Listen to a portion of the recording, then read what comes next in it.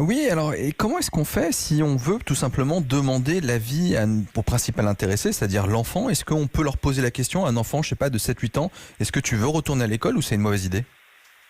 Alors, plutôt que de leur poser la question directement, je pense qu'il faut préparer la semaine prochaine en parlant avec eux de ce qu'ils ressentent, en leur demandant comment ils se sentent. Ça fait 6 semaines qu'on est confinés, ils le sont avec nous, on est stressés, ils sont stressés, et c'est le moment d'évacuer un petit peu les émotions avant le retour, non pas à une vie normale, hein, on a tous compris ça, mais le retour vers un peu plus de socialisation.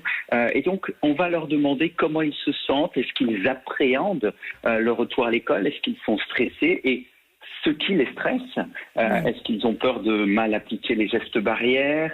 Est-ce qu'ils ont peur du retour en classe et éventuellement des notes? Et c'est comme ça peut-être aussi qu'on arrivera à prendre une décision en voyant si en discutant avec notre enfant et en l'écoutant, on est stressé, ils sont stressés. Ça peut nous aider aussi à prendre la décision finalement. Et oui, parce que sans forcément leur demander concrètement leur avis, parce que parfois aussi il y a des parents malheureusement qui n'ont pas du tout le choix, qui doivent retourner bosser, ils vont remettre leurs enfants à l'école et parfois ils n'ont pas forcément l'envie mais pas le choix.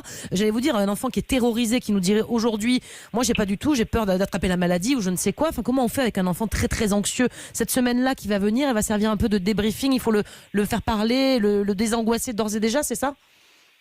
Alors déjà, j'ai envie de dire une chose. L'enfant qui serait très angoissé à l'idée de retourner à l'école, qui est en panique, il ne faut pas le forcer. Ensuite, ce qu'il faut faire aussi pour chacun, mais aussi pour lui, c'est le rassurer. Bien souvent, ils ont peur de mal appliquer les gestes barrières. Et ce qu'il faut leur dire, c'est que ils les répètent depuis plusieurs semaines et ça s'est intégré petit à petit. Et donc, il ne faut pas stresser de faire de fautes et il ne faut pas se mettre la pression. Ce que je vous disais il y a 15 jours, c'est que les parents devaient arrêter de se mettre la pression et ne devaient pas se faire un burn-out pour faire les devoirs aux enfants. Voilà, c'est pareil avant de retourner à l'école ou tout simplement d'aller dans un magasin, de retourner acheter le journal de Mickey. Il ne faut pas se mettre la pression sur faire une faute, pas faire de faute, se contaminer les autres. Il faut rester prudent, mais pas non plus stressé à outrance. Docteur Jimmy Mohamed. Docteur Vera, est-ce qu'on ne va pas créer une génération de phobie scolaire avec des enfants qui vont aller à l'école mais qui devront être loin les uns des autres à la récré, les masques, la distanciation sociale, manger peut-être sur sa table avec des casse-croûtes? Est-ce qu'on ne va pas créer tout simplement des enfants stressés à l'école? Non. Alors, il y a 2 catégories d'enfants.